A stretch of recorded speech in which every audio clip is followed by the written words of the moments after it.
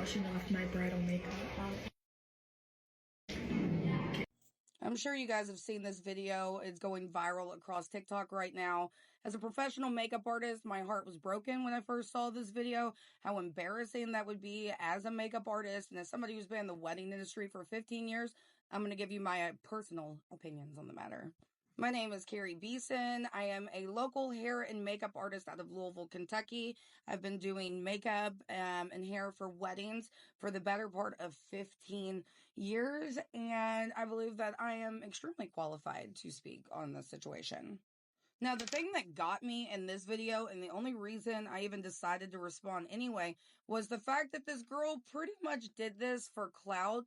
And the fact that you would do something like this and say, like, "Ooh, I cannot wait to make a TikTok about this," just shows the type of person that you are, because you are putting all this out here on social media as a way to, I don't know, damage the reputation of the woman who did your makeup that day. And to me, it just screamed like mean girl behavior.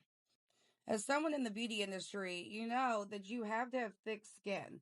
You have to be able to take constructive criticism, and you have to realize that even if you do a perfect job doing someone's makeup, their self-esteem, every way that they, feel about their face, like different things that they see on their face that might be problems, they think that you're going to be a magician and be able to like cover everything.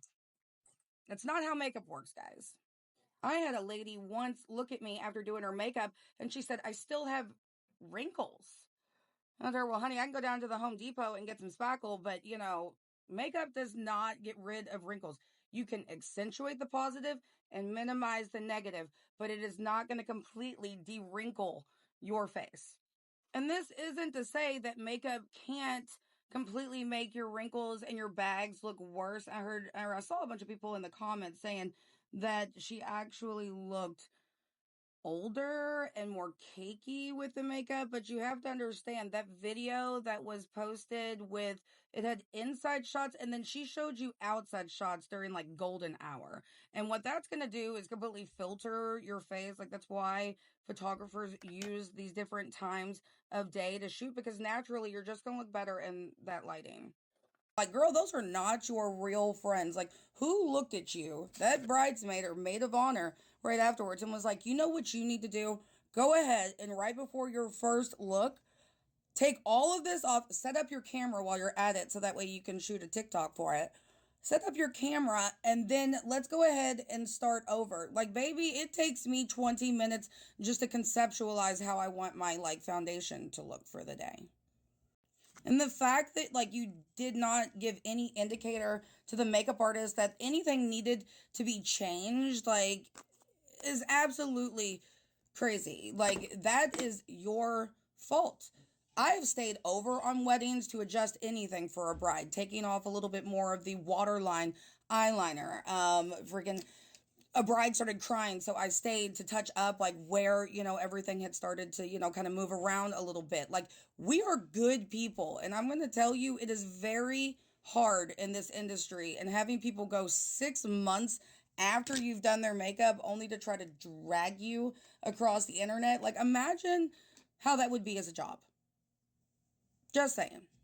And I'll say this again for the 1,000th time. The hardest clients I ever have are my natural makeup girlies, because they don't wear anything on their face. So if you put foundation, concealer, contour on them, they're going to be feeling like you're wearing a mask. And honestly, it's not going to be your norm, honey. It's your wedding day. And I'm not even going to lie, I saw the after of when she did it, and I don't think it looked that good. It looked like something that, like, somebody would wake up and wear to, like, church or something on a Sunday. As to, just throw something on so you just look clean and ready. And I'm not saying she didn't look beautiful, because, I mean, she's 20 years old. She's a pretty girl. But, girl, that was an ugly-ass move. Okay? Like, you did not need to do that. And I have to say, to the makeup artist, Twirly Shears, I think you did an amazing job given what you were given. And the fact that she waited 6 months to address any of these concerns, that ain't on you, boo. Everybody's complaining about price of makeup and all that stuff. When it takes a solid hour to 2 hours to do some of these bridal faces, people don't understand how long this stuff takes. And even if it looks supernatural, it still takes a long time to look supernatural, guys. Like, flawless, beautiful, it takes time. And I'm going to go back to the fact that she was 20 years old and just say that, like, age really has a lot to do with it. I think she was just very immature for posting this. Like, you don't realize the damage that this can do to somebody's career. But I also think people should use this as a lesson. Like, if you're getting married, like, that's what the trial run is for. It's for us to talk about things and for you to, gain trust in your makeup artist and for us to gain trust in you that you're not going to be some psycho that drags us across the internet 6 months after we do your face. So, yeah. In conclusion, if you do not like your makeup, just speak up.